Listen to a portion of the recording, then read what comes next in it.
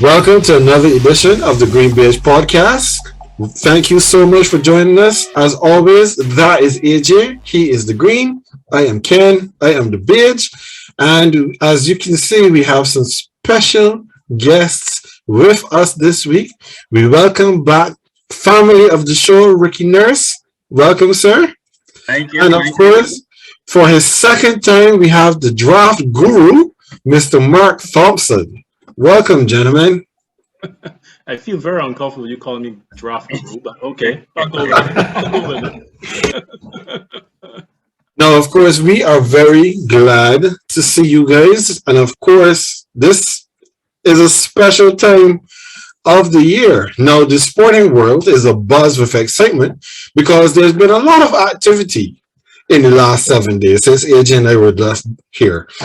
Now, just yesterday, we had the first Champions League semi-final between Manchester City and Real Madrid. That was no defense and a thrill a minute. And of course, the first round of the most intriguing NBA playoffs in recent history is still ongoing. We've come to realize that Ben Simmons' brain is throwing his back out of whack, and the Nets went to Cancun with the swiftness befitting a 7th seed. But for all of the fun and games of the past 7 days, the center of the American sporting world will now revolve around Las Vegas, Nevada, because it is time for the NFL draft. And in case you don't know, the first round of the draft is tomorrow. And we're going to have rounds 2 to 4 on Friday. And then the draft finishes with the last 3 rounds on Saturday, 5, 6, and 7. Now, we had our esteemed guests on a few weeks ago to preview the draft, but as expected, a lot has changed since then. Tyreek Hill, well, he went for a first, second, and fourth round pick from this year's draft to the Dolphins from the Kansas City Chiefs. And then the Dolphins, they got back a 2023 third round pick for Devontae Parker from the Patriots, who then moved their fifth round pick to the Texans for their sixth and seventh round picks of this season's draft. So, gentlemen, we're going to start with you, Mark, on this one. When you see this degree of movement from these teams and wide receivers, especially being the players who are getting moved around, how does this influence what these teams most likely do in the draft?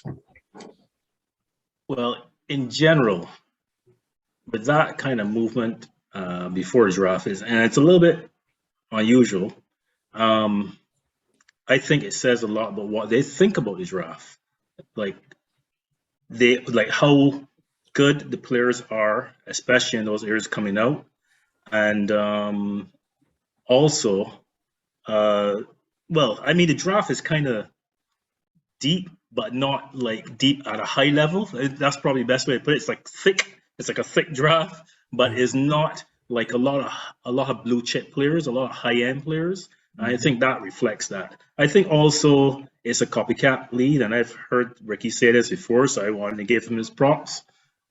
The Rams just did it. The Rams don't care about draft picks. They just they just bring in the players, and somehow they get it working, the chemistry working. They have I guess it works between the coaches and the front office management, and they get it going, and they just won with that formula. And kicking the can down the road too as far as the salary cap goes. So it's a copycat league, and I guess they're all thinking that. It's just that I think that some of the teams that are doing it are not at that point, to be honest with you. So I'm not sure why some of them are doing it. I'm not sure why they think they're at that point. But hey, you never know. I mean, people do things, for whatever reason. We think that just because these managers and so forth are being paid a whole lot of money, that they know exactly what they're doing. That is fair. What about you, Ricky? When you see what's happening in these draft moves, what's your impression? Yeah, like for me, as you guys know, I always like to look at the marketing side of things. I saw the Rams released a mini movie, that's all I can call it. I shared it with some of you guys. that mini movie smacks of the arrogance that the Rams are feeling themselves right now. I mean, I rewatched that thing about 10 times. I see AJ smiling because that No, tells me I that, haven't. okay, I actually haven't gone to watch it yet, so I'm listening to your okay, reaction on it. yeah, Yeah. but when you get a chance, what that tells me is that tells me, as Mark was saying, they figure their playbook work. They figure their off-season moves work. They figure the things that they did in terms of almost ignoring the draft and the draft capital and going after lower round picks. Still had a presence in the draft, but going after lower round picks and going after, blue chip free agents, and it worked for them. On the other side of the coin, though, we had the Cincinnati Bengals who were able to go from worst to first, so to speak, by looking at the draft and saying, okay, I'm going to need to acquire a solid wide receiver to go with my quarterback and steadily going about it by the draft. So it was interesting for me because we literally had in the most recent Super Bowl the contrast of build through the draft, Joe Burrow, Joe Mixon, and Jamar Chase versus, I can't even say it on this show because it's a family program, but we all know what the Rams GM says about draft picks. So the beauty of that is, as Mark said, and I love to say, it's a copycat league. But now you have to decide which playbook are you going to copy. Are you going to copy the Rams and forget draft picks? Or are you going to copy the Bengals and dream of going from worst to first? And that's the beauty about this particular draft. And that's why I think it has so much interest. And also, as a marketer, fantasy football also comes into play because there's no question that when you really take a deep dive into fantasy football, you start to really get more excited about these assets and where they land and what it could mean in terms of the multi-million-dollar industry that's on that side of it. So I think from that perspective, we're fortunate because we have two different playbooks, two different directions, and it's going to be interesting on tomorrow night to see what direction these teams choose to go. What will you, AJ? When you see all of this movement in the draft, what do you feel? I think Mark hit the nail on the head, to be very honest. And that was one of the first things that I thought. That it is because let me make this other point. I feel like in recent years, I don't know if it's just me, but in recent years, the draft has been marketed a bit more. The draft as a product itself. That's the right word. Yeah, itself has been marketed a lot more in past seasons than it has this year. To me, like I don't feel like I'm hearing a lot about the draft. Only because I'm in this sphere do I know that it is this weekend and whatnot. But in terms of like just like regular stuff like TV ads, and I don't even feel like I'm seeing that much about the draft on social media even. And it has a lot to do with what Mark said, in my opinion, right? Is that as deep as it may be, it is not one where there's a great disparity between the level of the players that is, and this is one of those years where we don't even have a Heisman winner in the draft, right? So that kind of takes a little bit out of it, because even in like the last few seasons, the last time we did not was like 2017 with Lamar Jackson, in terms of like not having a Heisman winner being in the draft, was with Lamar Jackson, but there were still a lot more names who were being touted, because that was the year when Deshaun went, whoever was the other quarterbacks. I don't know why names are slipping me at this point, but still there were, especially like more quarterbacks, some more offensive talent coming out in that draft that were, as Mark called them, blue chips, right? And it doesn't seem like that's the case this year. Quarterback-wise, we're hearing two names for the most part, maybe a third here and there. So I think that has definitely influenced what teams are doing, like especially in look at Mike. The fact that we traded for Devontae Parker coming off of the year that he had, but still a very good talent. I love this trade, but anyhow, and not. I don't know. Like I actually really rate Devontae Parker. I mean, injuries we'll see how that plays out, but I really like the trade. But and also the fact that we were willing to, and I'm pretty sure that the Patriots initiated this trade of trading away that fifth to get a 6 and 7. that's where Bill does his best work, down in the doldrums. So, like Mark said, to which the point to which I concur is that it has a lot to do with the level of the talent, and this is not to back him or anything like that. It's just it is deep with talent, but not any outstanding or very intriguingly noticeable talent. So sorry, I should say that probably teams don't think would help them in the immediate run, and that kind of goes into what they said as well with regards to like the copycat league and people looking at the Rams model right now. So, but I'll let you go ahead. no, I mean, the one thing about it that I picked up very early in the whole draft chatter, and I don't listen to a lot of it honestly, because I don't know the players, which is why in an episode like this, I will be quarterbacking again. I will just be playing point guard and just passing it to you guys who know these players. I don't know them. But the one comment that we were hearing a lot of is that this draft doesn't really contain any can't miss players. There is no Deshaun Watson in this draft. There is no Trevor Lawrence in this draft. There's none of those kinds of players are in this draft, which then leads nicely into the next topic of our conversation today, which is the most baffling trade that has gone down so far, in my opinion. I didn't mention it in the first group because I wanted us to spend a little time talking about this one. And that's a trade that was strictly for draft picks, consummated between my New Orleans Saints and the Philadelphia Eagles, where the Saints traded this year's first round pick, next year's first round pick, this year's third and seventh round picks, as well as 2024's second round pick, for 2 first round picks from the Eagles, as well as a 6th round pick in this year's draft. So for those who need a little help with the math, the Saints have given away this year's first and third for 2 firsts and a 6th in this year's draft, plus giving away my first round pick next year and my 7th round pick. Is a little bit much. Now, in draft positions, they moved up from 18 to 16, and then they still got 19 as well. Now, at first glance, honestly, this makes little sense to me. I understand that we have drafted very well historically, especially within the last 5 years. We've done an extremely good job of drafting. But to give up next year's first and 2024's second round picks aren't filling my heart with joy, especially knowing that the Saints as an organization are always in salary cap hell.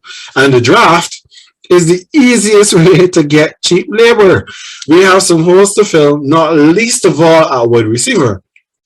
And one thing we're keeping on hearing is that this draft is loaded with wideout talent. And you can never have too much talent on the offensive line.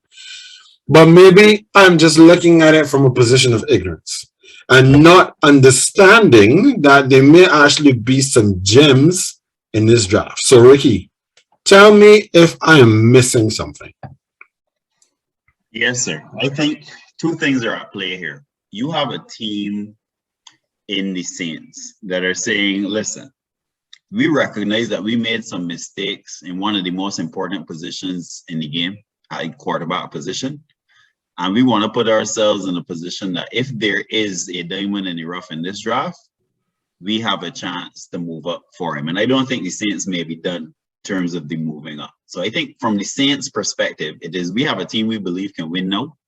As much as people are hyping Tom's return and Tampa Bay and whatever, the Saints believe that they own the Bucs and they can win the division. So therefore, let's not put all of our faith in Jameis, not only for this year and going forward, but let's put ourselves in a position that if there is a QB that we want, let's move up and put ourselves with enough draft capital that we can go after him. I think that's what's going on the Saints side. The Eagles are telling us loud and clear that we don't quite trust the QB that we have. Therefore, let's acquire some draft capital. That if this young man does not work this season, we are better equipped with more draft capital to go after the quarterback that we want in a year in 2023 when the quarterback standard is believed to be much higher. So both teams are telling you quite clearly what their plans are. One team says we can win this division. The NFC does not belong to any one team, so let's go after it, right? Because they're not fully saying in Jameis we trust. They're saying, Jameis, you're a nice fella, but there's a guy we want. Let's put ourselves in position to go after that person. Okay, what about you, Mark? Yeah, I think that it's clear what the Eagles are thinking. They're like they got, and they've been doing this for a couple of years now. So I mean, and they don't ever stick in the same position that they begin at, and they definitely are putting themselves in a position where if Hurts doesn't work out this year, that they have some capital to move up and get a QB of their choice. That to me, that's clearly what they're doing. In terms of the Saints, it's a little bit unclear. Yes, the Saints have a good all-around team. They have a very good defense, but they have a gaping hole at tackle. Armstead's gone. You need to find a tackle. And the tackles, they really only have, I would say, maybe 3 can't miss tackles in this, Four. maybe 4, but in this draft, and maybe they're putting themselves in the positioning to get one of them. I think that's part of it, and I think they need a wide receiver as well. So I think that is what they are doing. I don't know that they don't trust Jameis. I think they're okay with him, but because I think they're hedging, yes, maybe QB wise, but at the same time, if that's not what they're doing, then I think it's the tackle / wide receiver thing. It's more, I think so, and the reason why I'm saying that is because you trade away your 23 first round draft pick. Correct. Because if you were really hedging, I can't believe that you could give that much in these QBs in this quarterback. I could be wrong, but you're saying, because then you're saying you're putting yourself in precarious position to get a QB next year because you don't have a first round draft pick right now. Maybe you do something else to deal with that. I don't know. And you might say, well, I'll deal with that when it comes to that. But right now, I am thinking it's more to get tackle and wide receiver and not necessarily QB. That's what I think. Okay, what about you, AJ? Any thoughts? I don't know how to follow that up. I think that was a very deep analysis by both those guys. I'll be very honest. I did not look at the details of the trade before, as in what picks were traded before you just mentioned it. So I was still trying to wrap my head around it, right? That's a lot. What I did think before, though, is the fact that, like, all I had up here is that the fact that your team is not imploding or blowing up to restart over, right? So all I assumed was that the trade is in lieu of trying to fortify and strengthen positions that you need at this point. Because as you said, the draft is a place to get some cheap labor. So I figured out from your perspective. I had not noticed what it was the Eagles are getting, but based on the analysis, I have to completely, I understand and I completely agree with what Mark and Ricky both said with regards to, like, the Eagles aligning themselves in the future to potentially move off of Jalen if he continues to hurt them. That's essentially what it is. So I mean, I'll be completely honest. When I saw this this trade of draft picks, it was impossible for me to separate my fandom from what was happening. So I have not been able to do any kind of analysis on the Eagles or what the Eagles have been doing. I've only been looking at this from the Saints perspective. And I understand and I agree. Yes, we do have a deficiency now at tackle, but the expectation was that we were always going to let Armstead go. Because Armstead has been a little injury prone over the last couple of seasons, and the price tag that he would have commanded relative to what he has been giving us, and again, salary cap hell. There's no way that we would have then been able to shell out the money for him and still be able to build the rest of our roster to maintain some level of, well, cap, um, working within our cap, and then being able to improve the roster where it needs to be improved. Like if we had the choice really to try to keep him or Marcus Williams, and in the end we let both go. So that is also a position that we have a need at now at safety. Though they brought in Sorensen when we could have potentially brought in Honey Badger, and I don't understand that either. The Saints right now, they have me very confused. In some cases, it feels as if they got confused going into the off season, and now they're trying to find the head from the foot, and they're making some questionable decisions. But in Mickey Loomis, we trust because he has been doing a very good job for us recently. I understand that Roseman over in Philly, he just likes to stockpile draft picks. He likes to wheel and deal. So he seems to be one of those guys that's not seen the deal that he didn't like. So we'll see what happens, because I am sure that a lot of movement is still to come on these last couple of days before the start of the draft and even during that first round. Agreed. Don't underestimate too the impact of Sean Payton leaving. A very steady hand and strong hand. Obviously been there, he only left, he decided to leave. So therefore he has a lot of say in how things are structured and who gets drafted and all that. So no, he's not there. His voice is not there.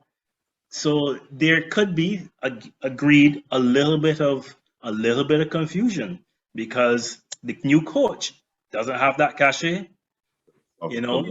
and so therefore now, and he may want to do things a little differently. So everybody may not be singing from the same hymn, but right now it's very possible. So don't underestimate the fact Sean Payton is just is not there, and that has impact. In regards to the safety, you can get safeties in the draft, so they'll be okay. Yeah, I know. I still don't like talking about Sean Payton leaving. That still stings. That's a conversation for another time. So, one of the main features of every draft is that players' stock keeps moving up and down. But for the first time, there doesn't seem to be any consensus on the number one pick of the draft. And we don't even quite know which picks are going to go in the top 10. I saw one person on Twitter, I can't remember, I think it might have been Phil Yates, who said that in this year, we could see players who, some people or many people have first round grades falling to the second or third round, and players who aren't graded so highly that may have second or third round grades going in the first round. This draft feels like it is all over the place. So since the last time that we were here, Mark, whose stock have you seen moving the most up? I want to say Derek Stingley, because there's a big question mark on him coming into this draft. So we know he had the season of a lifetime as a freshman. Everybody said, "Oh shoot, he's the greatest thing since sliced bread as far as cornerbacks go." Then the next year, nothing much. But of course, the whole LSU defense was horrible in 2020. So maybe he gets a pass here. But then he came into 2021 and I only found this out recently. I don't know if Ricky knew or others knew, but apparently he played through the whole season with that Liz Frank injury. It isn't something that he just got during the season. He played the whole season with it.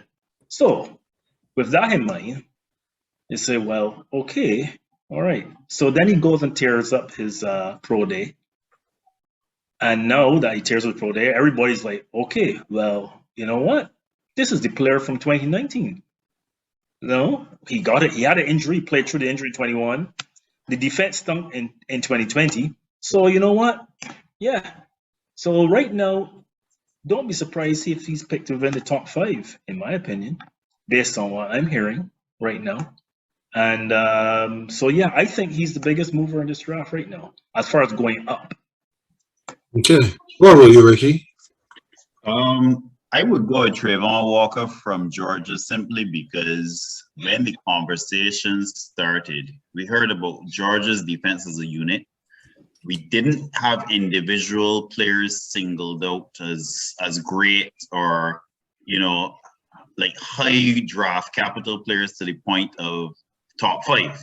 All of a sudden now, the rumor mill has started churning on social media saying, well, this guy may go number 1 tomorrow night. That's significant because the last time I remember this is when one Baker Mayfield all of a sudden became the hottest thing since sliced bread, and he did go number 1 to Cleveland that particular draft. So I'm just curious to see if tomorrow night, if Trayvon Walker actually translates that hype and rumor into that number 1 pick by Jacksonville, because I mean, I always tease Mark. I watch the college games from my stint, and I do not see a number 1 draft pick in Trayvon Walker. So if he does indeed go number 1, it will show me that, as I told Mark last night when we did our preview, the underwear Olympics still matter.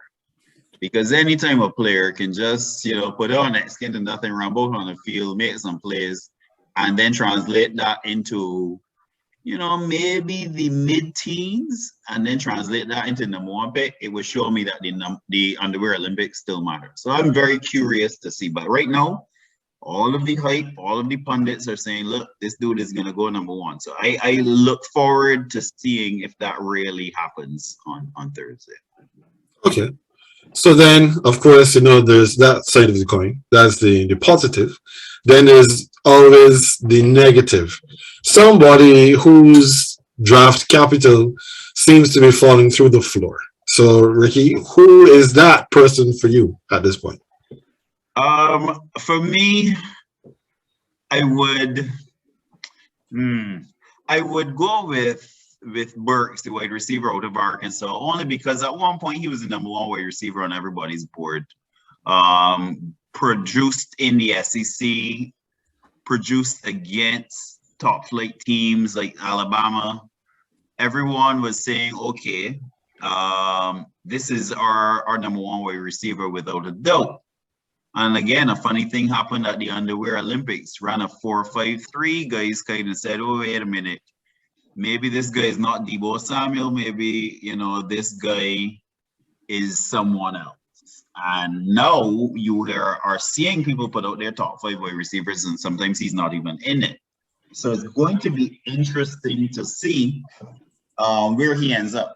And if he ends up in a positive environment, so be it. But it's amazing to me to see a guy who was kind of almost the undisputed number 1 wide receiver, and now everyone's list comes out and he's 6th or he's 7th, but he's also ran relative to that top 5. So for me, that would be the faller for sure. Kyron Williams from Notre Dame on a level as well, based again on 40 time. Those would be my 2 in terms of specialist positions. Okay, what about you, Mark? Who is the biggest faller for you so far? I think Burks is a good one, but I'm going to go Tyler Lindenbaum. I think he was, people were talking about him being possibly in the top 7, certainly top 10. I don't see it right now. He was being talked about as being the best center since whenever. and there are not very many centers that get picked in the first round to begin with, and you can probably count them on one hand, and also what happened to him was also the measurables at the combine didn't help him either. But I think when people also start looking at more of his tape and look at the kind of offense that they're running, people start to come to their senses a little bit.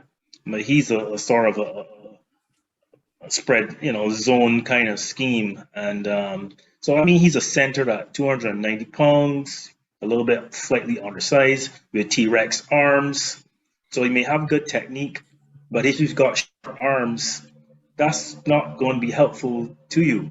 So I'm not saying that he's going to be a bad player. Don't get me wrong. I'm just saying he is not up in that top tier anymore. And he was being talked about the first interior lineman coming off the board. I see other interior linemen coming off before him. Zion Johnson, Kenyon Green. I see those definitely coming off before him. And so he will. I still think he may very well go in the first round, but not so high anymore. Okay. No, listening to you guys talk about these players, it brought to mind a question, and I wanted to hear your thoughts. Or if you were a GM, what would your philosophy be? And that is, in a lot of cases, we hear about these players who may be first round draft picks, who may not be a first round draft pick, or this is the kind of player that they need, but the actual player that they got was a reach. Right. So, if you are a GM and you're going to be making the pick, do you pick the player that best suits your needs, regardless of what position you're picking in? So you could be picking third, but your team is solid everywhere but a safety. So do you pick the safety with the third overall pick? Or do you pick the best player available and then get the safety later on when it would be more acceptable to pick a safety? What is your perspective, Ricky? In the past, I believe I believe you should go with need. I've learned, however, over the years, picking the best talent available works out for a number of teams because it gives you talent that sometimes becomes a tradable asset. I'll give an example. I remember when the New York Jets selected Jamal Adams. Some people thought it was a reach. I didn't know enough at the time to debate whether it was or not. But what I realized over time is that when you have an asset like that and you convert it, ironically, we have the 10th pick in this draft because of a Jamal Adams trade.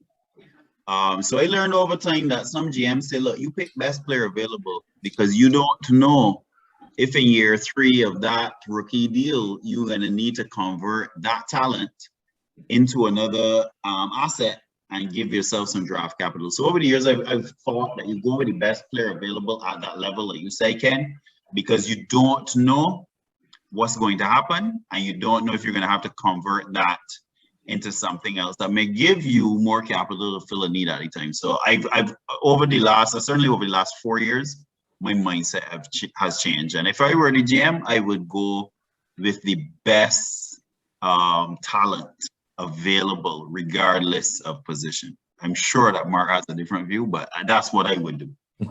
What about you, Mark? Right. So best player available generally works because of two things. If you're picking a top of draft, you have so many needs, so it really don't matter. New York football fans. And if you're picking near the bottom of the draft, you can afford to pick best player available because you have a lot of good players, and then you can have tradable assets and all that sort of thing. I do think there's a little bit of nuance there, though. I think that there's something called positional value. Mm-hmm. So you could have the best player could be a running back. So let's take my team, for example. 2018, the New York Giants picked Saquon Barkley, second overall, right? Now, fantastic player. Even if he didn't have the injuries, he might still be doing well and stuff. But the question is, you have to ask yourself whether or not that position is really going to impact you so much that it calls you to win games. So I do think that positional value is important in picking best player available. So you have to weigh it out a little bit because, because if you have like a Sauce Gardner and Kyle Hamilton, who do you pick? Right? No, I can show you who you pick when the mock draft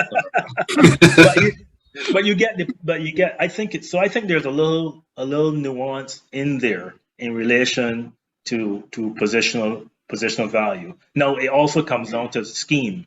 Obviously, different teams have different kinds of schemes, and certain players might be more important for them in their particular scheme. So it varies a little bit. Well, what about you, AJ? If you're the GM, are you picking best player available, or are you picking player best fitting your needs? So I don't know if you saw me nodding when Mark started speaking, right? The reason why is because when he mentioned the Saquon trade, the reason why is because he mentioned the Saquon trade, and it's because I myself, my mind went back to, I said trade the Saquon draft pick, yeah. And it is because my mind went back to that when you initially asked this question, because again, correct me if I'm wrong, but if I remember correctly, it was kind of well enough publicized that Saquon was going to be the second pick for you guys, right, Mark? Yeah, but, absolutely. And it's because of the fact that he was supposed to be the surefire talent, right? But I also don't. Pardon? Generational talent, like Ken said. Exactly, from Penn State, correct. And it wasn't necessarily that you guys needed a running back at that point in time. Obviously, I can't remember your roster. We needed a running back. Okay, you did. Okay, we definitely needed a running back. Yeah. But regardless, though, he was obviously going to be better than what you had, because as you said, based on the position you guys were picking in. But it Ken, to get back to the initial question, the reason what I would say is you pick the best talent, especially when you have a pool where you have like what is supposed to be like can't miss or generational talent. You go with the talent because, as Ricky alluded to already, they could turn into tradable assets. If your organization, if your team down the line does not work out, then you still have something. Because even though, look at Saquon, the Giants could still get something back for him. Agreed. If they choose to get rid of him, right? So I would say in most cases, you go for the best player in the draft. It just so happens that sometimes the team that's picking number one needs a quarterback. So if there's a quarterback available that is a very good talent, that ends up happening, that kind of stuff. But the thing is, in this year's draft, I don't even know. What do you do? Because our draft gurus are here, so they'll walk us through the draft and who they feel will go where later on. But I just from where I sit, as with the knowledge that I have, I just don't feel like I've heard enough names. And we just spoke about that, right? There's no one name that is being touted as the definite number one pick, as opposed to recent years. So in this case, it kind of feels more like draft according to what position you need filled. It just seems like that for me this year. If I were in that position, I may look to do that in this coming out of this draft. If I wasn't able to like move some picks around like all of these other franchises have been able to do, but generally, I'd say when you have the blue chip talent, then you go for them. Let me just add, I read an article on NFL.com that showed that almost 60% of the talent on starting rosters in the NFL right now are what you would call day two picks.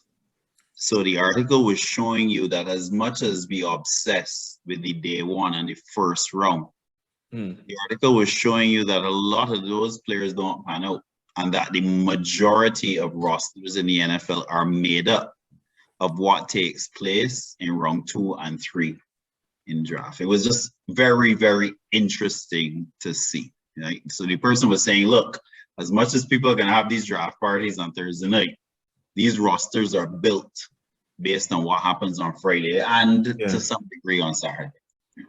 That strengthens the Rams, right? The Rams approach, right? Yes, it does. The article, I don't think it was being written necessarily pro Rams, but it's just interesting to see the percentages of these rosters that are made up based on what happens on Friday and Saturday.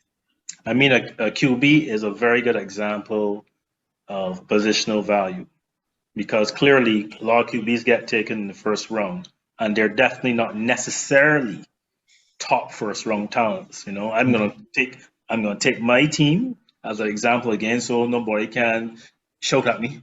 I'm gonna say we took Daniel Jones in 2019 at the number 6 pick. Is he really a number 6 pick? Well, you have until June 1st. You have until June 1st to decide if you can give him $23 million. So May 2nd. May 2nd. Huh? May 2nd. Oh, sorry. Even worse. Right. May 2nd. But I don't. I wanted to know May 2nd is next week, huh? Yeah, I don't see us doing that. I don't see us doing that. I think it's May 2nd. Yeah. I don't see us doing that. I don't see the point in doing that, because you don't know what you have in him. You're giving him an opportunity to do something this year, and if you commit 20-something million right now, it's committed. So if he pans out, you negotiate something. You can tag him, franchise tag him, and negotiate something. Or if he doesn't, you just let him go. So will the Ravens do the same with Lamar? That's a very good question. It seems to me that the Ravens are not completely sold on Lamar. They're not. It would imply that based on how other teams have locked up their guys. Yeah. I mean, just the same thing. Kyler Murray. Are no sold on Kyler Murray? Kyler Murray went number 1 overall. No, I feel with Oklahoma QBs, so I would never have picked Kyler Murray number. I'm not saying he's not a player. I just think he's a player that is very scheme specific. So you had to have the right coach and everything in place. I don't want to judge him on his last game, but the kind of mistakes that he made in that last game, it's one thing when you're playing regular season games. It's another thing when you're playing playoff games. That's all I have to say. I mean, you're facing the Rams and the 49ers defense twice a year. Pressure and burst fight. Yeah. So it's funny that you mentioned that, right, Mark, about the fact that you just said that you wouldn't have taken Kyler at number 1, right? And you said that he's a scheme specific scheme QB. I've thought this before, that if it wasn't Arizona picking number 1, I could see Kyler not having gone. I don't think he was a surefire number 1 pick. I think he was a number 1 pick because it was Arizona. Absolutely. And the fact that, they were rebuilding, much to Ken's behest at that point, that they were no, because of the quarterback. It was the coach. It was more on the coach's side than the quarterback. Like I said, they were building everything back from the ground up, right? So it was scrap every single thing that we tried before and start all over. So with regards to that scheme, I guess they figured that old Cliff Kingsbury was the guy to implement that scheme for Kyler. So hence him being the number 1 pick. But I'm not going against you. I'm just kind of like piggybacking off of your point to say I do agree with you. Understood. Yeah, I really think he could have fallen down the draft had it been another team. Yeah. And had there not been that gaping need for a quarterback, because Josh Rosen is trash. But it's interesting because they extended Kingsbury. So what's not yet extended Kyler? Right, and so therefore it makes you wonder what. And Steve can't get his extension too. Got his extension. Agreed. Right, so it's so I'm wondering. Well, I don't. How long did they extend Kingsbury for? I mean, like, do you get the details of such a contract? I mean, is it like a player? Sometimes you say extend a player for 3 years, but it's really a 1 year deal. So I mean, could Kingsbury have a extension, but with not contingencies, with Yeah, clauses. yeah, you never know. Like you have to achieve certain things for you to continue to. I don't know. Maybe that's the case. I don't know, but that's just my 2 cents. Just trying to read into that situation there. All right. So before we get out of here, we're going to put you guys on the clock again with the 2022 NFL draft. So now you get to make your selections on behalf of these teams who are still in the first round, because we know we have a couple that are not. So, Mark, with the first pick of the 2022 NFL draft, the Jacksonville Jaguars select. I'm going to drop a bombshell here. We are selecting Trayvon Walker. No, that's not what I would do necessarily. And some of these picks, it might be what I might do, but it's also some of what I'm hearing. This particular situation is what I'm hearing. You have an owner, a manager, and a coach who want 3 different people. Who's going to win out? The owner, he kind of probably will give up to one, the manager or the coach. The owner, I understand, wants Thibodeau. The manager wants Trayvon Walker, and the coach wants Neil. It's either Neil or Quano, but he wants a tackle. Now, given what Jags have done in the free agency in the offseason, with sewing up some tackle spots and so forth, and that Christian Kirk contract. And that Christian Kirk, I just think that that they're going to go edge. And this guy, Trent Baalke, who, let me give you a little background. He was in the 49ers as a GM with Jim Harbaugh. The two of them do not get along. Remember where Hutchinson comes from? Michigan. He comes from Michigan. Who is the coach at Michigan? Harbaugh. Do you think Trent Baalke is going to take Hutchinson? And he really does not like Harbaugh. I don't see it. And on top of that, he's a real traits guy. If you look at the kind of players that he's picked for the 49ers, like Aldon Smith. So I thought it was foolishness at first. But when I started to dig a little deeper, I really think that Trayvon Walker is going to go number 1 to the Jags. That's it. It's odd that they're not listening to a Super Bowl winning coach, though. Okay. All right, so we had pick number 2 now. So Ricky, you're on the clock. Well, if you slip, you slide. So with the second pick, the Detroit Lions are taking. The Detroit Lions will run to hand in their pick. They will run to the podium and hand in their pick and select Aiden Hutchinson, edge, University of Michigan. So you keep the Michigan boy in the state of Michigan. No brainer. All right. So moving on then to the third overall pick, the Houston Texans are selecting Derek Stingley.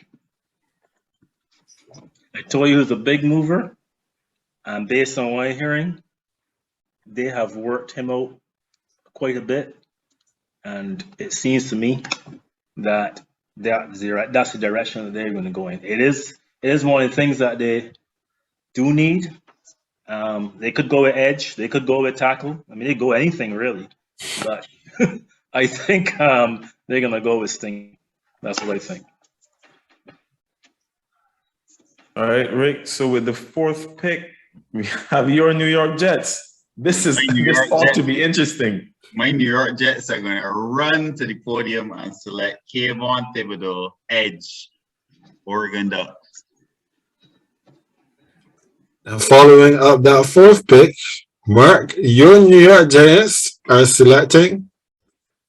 I am going to pick Evan Neal. I am going to pick Evan Neal, but I do think they could go with. They might surprise everybody and go with Cross. All right, Rick. So we're at number 6. So Carolina. No, Oh, sweet Carolina. I love to make fun of Carolina because Carolina loves to make fun of Carolina. So based on what we have seen, I mean, for me to get what I got in this draft from them via Sam Darnold, and for them to part ways with what they parted with for Sam Darnold, I still can't believe it. But anyway, I think Carolina is between a rock and a hard place. Technically, they need to protect the quarterback, but I don't know if they trust the quarterback. So I can flip the script here. Mark flipped the script on me earlier. I can flip the script on him now. And I'm going to let the Carolina Panthers select Charles Cross, offensive tackle, because it makes logical sense to protect the quarterback. Even though the rumor mill is swirling in other directions, I'm going to say that Matt Rule finally listens to someone and says, stop complaining about the QB and actually protect the QB. Okay. I think that was a good pick. Thank you, sir. So now, by way of Chicago, the New York Giants are on the clock again at pick number 7, and they are selecting Sauce Gardner. Let's get some sauce in New York. You had applesauce and that didn't work out too well.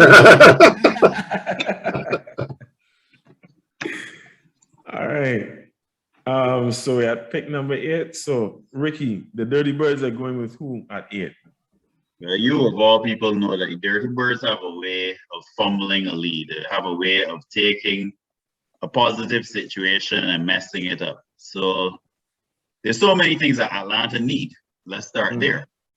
Unfortunately for them, you have Marcus Mariota. The only weapon you have for him to throw to right now looks like Kyle Pitts.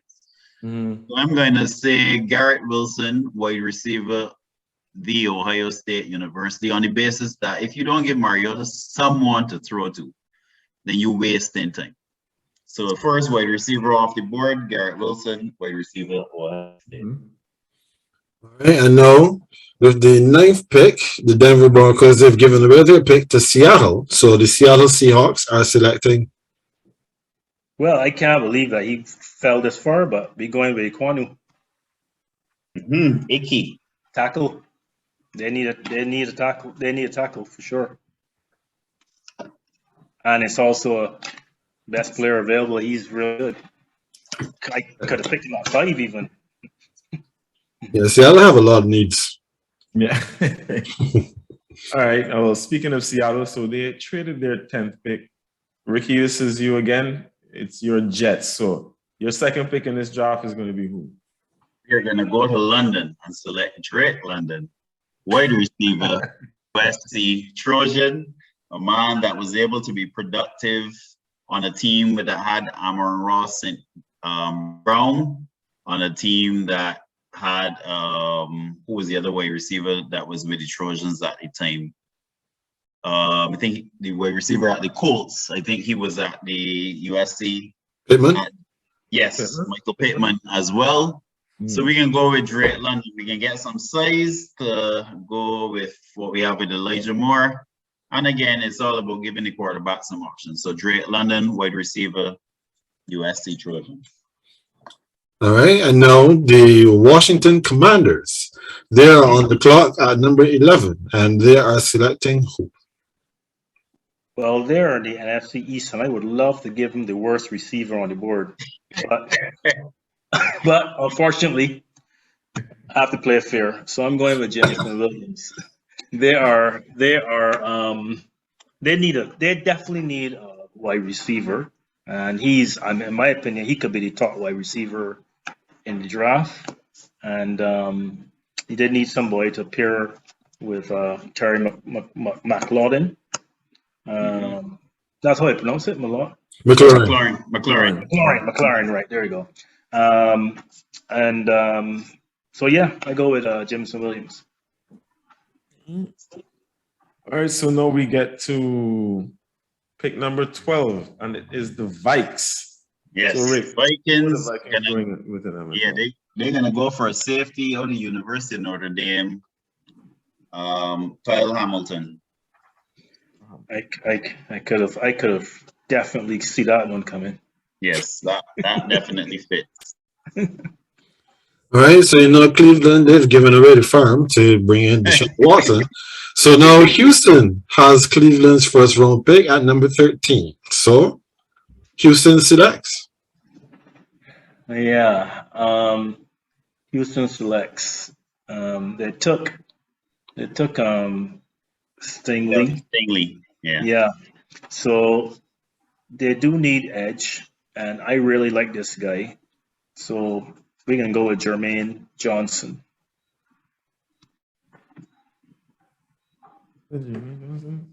Sorry, I swear he used to play for U.S. men's national team. Yeah, they had one. Anyhow, all right. Another edge. We're at pick number 14. All right, Ricky. So who do you have the Ravens, the other birds, taking at pick number 14? This one is gonna be interesting because we were saying earlier about best player available and so on. I don't know that this is necessarily best player available, but again, this is where we're gonna lean into the rumor mill and lean into the need of the team. Jordan Davis, the massive 370 plus pound defensive tackle, again, another Georgia Bulldog. Okay. So now Miami, well, they traded their first round pick to Philadelphia. So now the Philadelphia Eagles at number 15, they select Chris Olave from Ohio. The receivers falling off the truck, man. I think that's going to happen, but we'll see. Tomorrow, I think that's going to happen, but we'll see. Okay. All right. So Ken Saints are on the board, having the number 16 pick via whatever trade it was with the Colts. I can't remember at this point. No, that's the trade of the Colts traded with Philly, and then Philly traded with us. There we go. Okay. Oh, right. Yes, right. So that because that was 16. There we go. Yeah. So all right. Rick, number 16, Ken Saints. Yes, in full alignment. Tell him something nice. Yes, in full alignment with our conversation earlier. Trevor Penning, offensive tackle, Northern Iowa. Okay. I'm not going to complain about that for sure. So now, number 17, we have the LA Chargers. They're on the clock, and Mark, they pick who? Right. I would have loved to have gone for Trevor Penning, but he is gone, and I think other tackles are not worth picking at 17. Let's see here, my top players. Let me just go through who I think could work for them. Chargers. Ricky, you've clearly put a spoil in Mark's Yes. You know you go bring the Dustra every now and then. It's either I'm gonna go for cornerback. So I'm just trying to make my mind as whether I go with McDuffie or I'm gonna go with McDuffie. Yeah, Trent McDuffie. Yep. From Washington. All right, so we are at pick number 18 right now. Yep, pick number 18. Right. The Eagles took this. The Eagles, they took the wide receiver. I believe. Yes, they took Chris Olave, right? That's what. Yep, that's correct. Right. So we're gonna need to look. I believe the Eagles' main need would be a linebacker. It would be Eagles, they need cornerback for sure. You need cornerback as well. Definitely need cornerback, yeah. So yes, Actually, you're right. The knee cornerback, I'm going to go with Andrew Booth Jr., cornerback, Clemson. Okay. So that was the Eagles picking where the Saints initially were going to pick. So now the Saints get to pick where the Eagles were going to pick at number 19. So, Mark, who do my Saints take at number 19? Right. So your Saints, yes, they do need that safety, but again, I there's some really good safeties, but I still think they may be a little bit high here, and I think actually the best available and meeting needs as far as the Saints are concerned is a wide receiver. I'm just trying to decide which receiver. If it's going to be Johan Dotson, I am thinking, yeah, I'm thinking Johan Dotson. Penn State. Mm-hmm. All right. And at this point, the Pittsburgh Steelers run to the podium and select Malik Willis, quarterback, Liberty. The first QB off the board. So I will leave you with the headache that is Bill Belichick and the New England Patriots. Well, and there's right in the At this point, a dog will be sitting down in front of Belichick's laptop. So, Mark, who do the Patriots select at 21? Patriots, either is going to be a cornerback here or a linebacker. I could see someone like Devin Lloyd fitting in well with the Patriots. I'm going to go with Devin Lloyd. Devin Lloyd. And he is what exactly? Linebacker. Cool. Off ball linebacker. A little but flexible, and he will be calling the plays. He'll be calling out the plays. Mike linebacker. All right. Sorry, I almost got lost there. Yeah, Rick. So Green Bay You're too interested in the Patriots pick. Oh, yeah. So I was mulling it in my head and completely forgot. Let me bring it back in right here. So yeah. As a part of the Devontae trade, the Green Bay Packers now have the 22nd pick from Las Vegas Raiders. So they're going with who? The Packers going to do what the Packers do and confuse you. Everyone is going to expect Green Bay to go wide receiver. The Packers going to need a linebacker to pair. Yes, the Packers are going to definitely need a linebacker in this position. So my prediction here is that Green Bay, let's see which one to go with. All right, my prediction here is that Green Bay is going to go with Nakobe Dean, linebacker, University of Georgia, another Georgia Bulldog. Okay.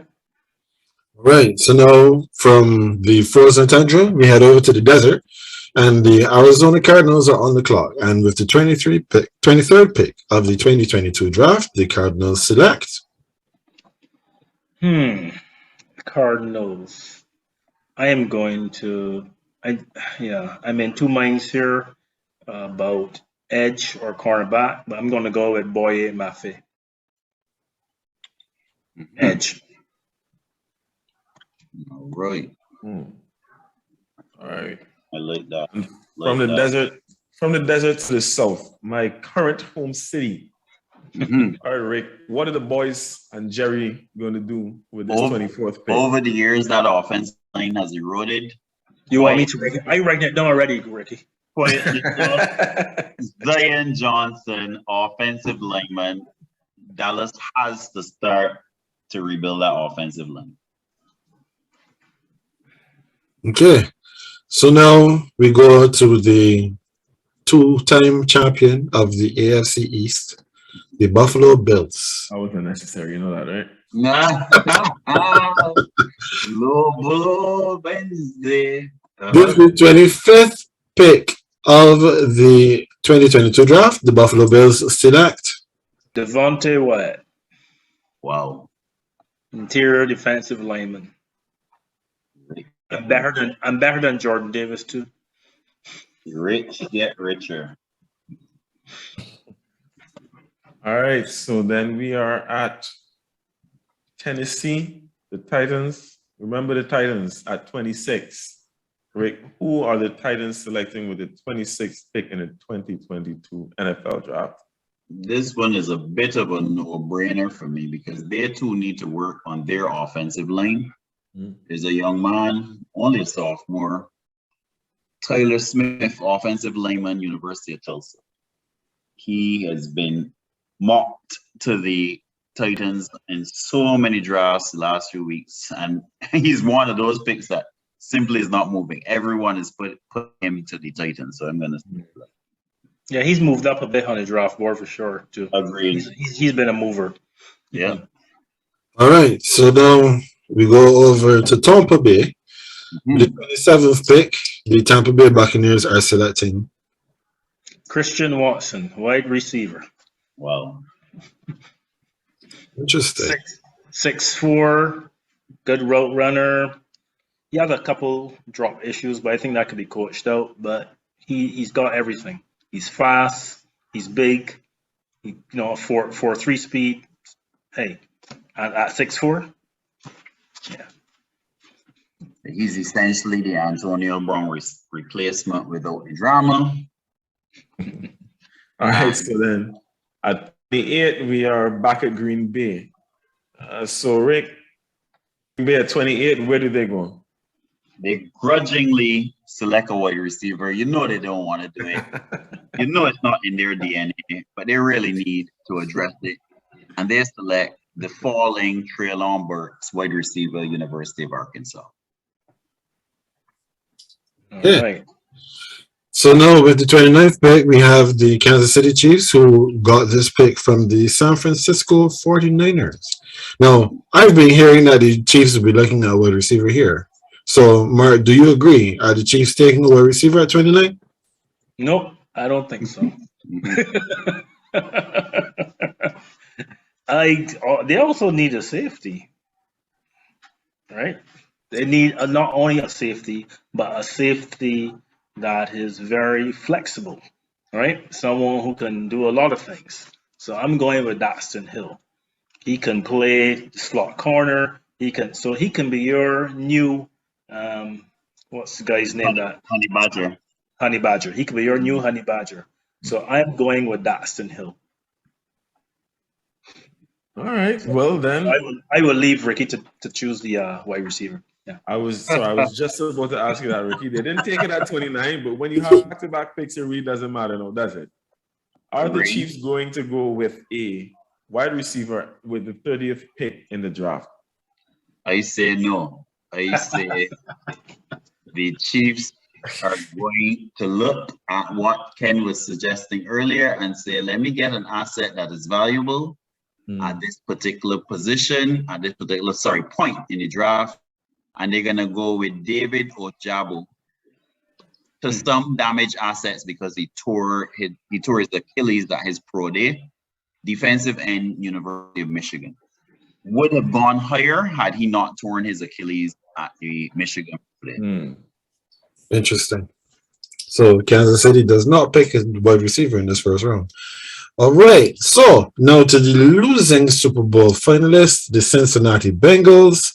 Cincinnati Bengals are on the clock, Mark, and they are selecting at number 31. This is a no-brainer. Kyer Elam, cornerback. Need to replace the applesauce. Yeah, that is definitely needed. And he's good. He's also a player that's been kind of moving a little bit out of the second rung and making it into the bottom of the first rung. So he may go there. It's possible. I like the David Ojabo pick for the Chiefs. They do need edge, so it could be a good gamble. All right, so at the foot of the first round, we go from the losing Super Bowl team to the lovable losers. Lions with their Jared Goff pick. So, Rick, to end off this first round, where, who, what, when, and why do the Lions I can try to answer all of those W's, sir. So last year, the Lions stockpiled on the offensive side. Dan Campbell has told us that he wants to bite some kneecaps. He is intrinsically a defensive-minded coach. So he is going to do this draft in the reverse. He took Aiden Hutchinson. Well, Aiden Hutchinson fell into his lap at pick number 2. At pick number 32, he's going to go with Louis Steen. And you know, I've had a constant theme. Defensive asset, safety, Georgia Bulldogs. Surprise, surprise. They've in Georgia all day and all night long in this first round. All right. And that brings us to the end of this simulated first round draft. It will be very interesting to see how many of these picks you guys got right when Roger Goodell takes to the podium on Thursday. Now, of course, as we mentioned before, the draft is not just one day, it is 3 days, and you find that most of the players who are making these rosters come from day 2.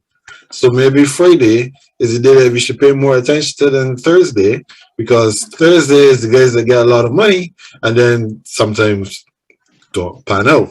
So we shall see. Excuse me. This draft is proving to be very, very interesting. Just like what we're seeing in the NBA playoffs, we can't call a winner. Right now, everything is up in the air, and we're just going to have to wait and see how it all plays out.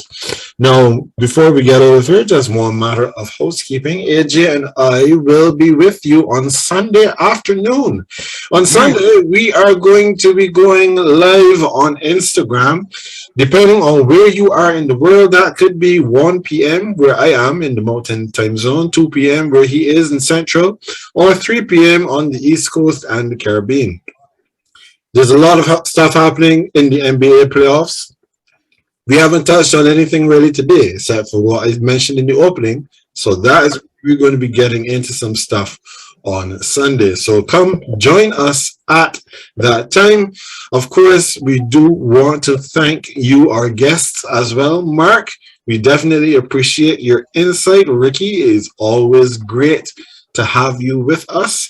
And of course, you guys will be back with us again next week, because after we've previewed, we then have to review what happened in this draft.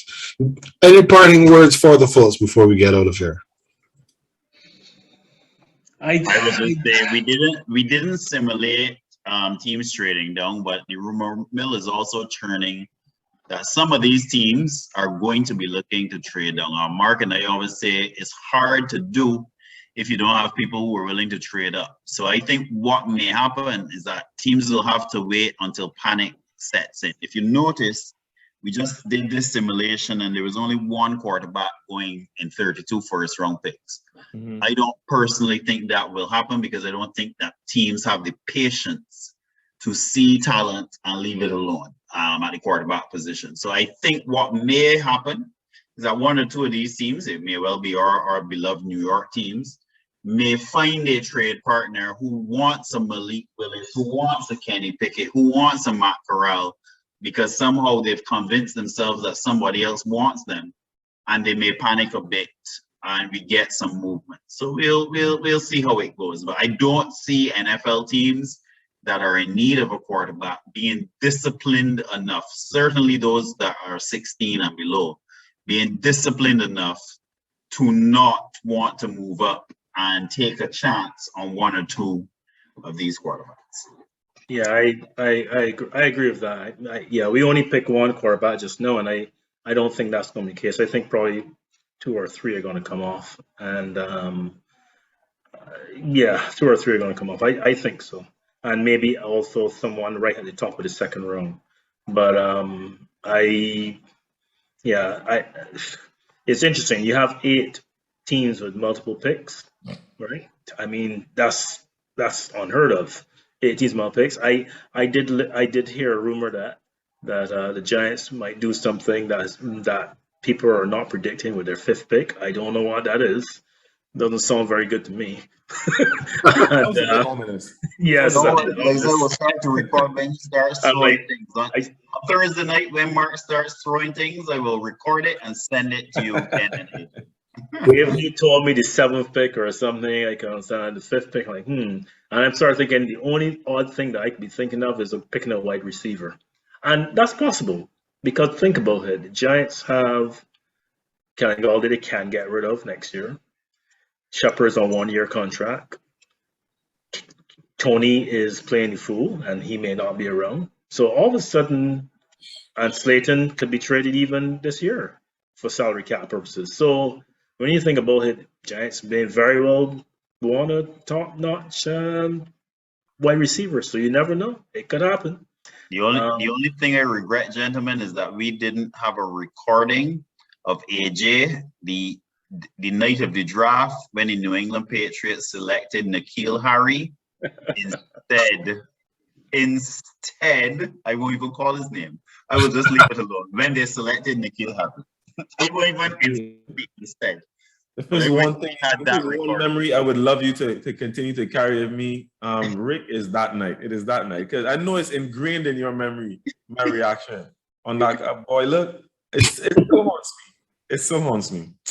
Oh boy, So I think it happened in this draft. It really is up in the air. I really don't know. Yeah.